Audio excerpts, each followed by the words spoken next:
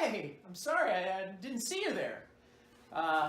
Well, here we are, Union with Christ, week 5. We're about to start week 5. We've now spent 4 weeks looking at what it means to be united with Christ. And here at week 5, we're looking at our identity, a new identity. When you believe in Jesus, you get a new identity. And yet, oftentimes we confuse that or we forget that, and we try to find identity in many different ways and different places. And so I'm here with Patric Knaak, one of our speakers this past weekend at the Serge retreat that we hosted at West End Presbyterian Church. Missing Jesus was the retreat, and Patric and Josiah were able to point us to the fact that even in our busy lives, we miss Jesus.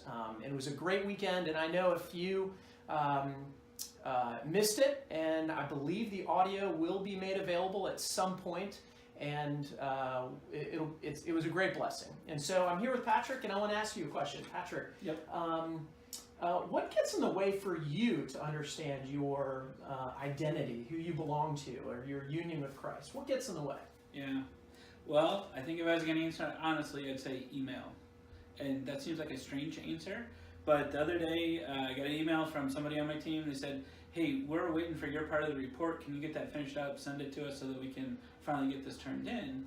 And my instant response was like, are you kidding? I already got that done. And sure enough, looked on the desktop on my computer, there's the report.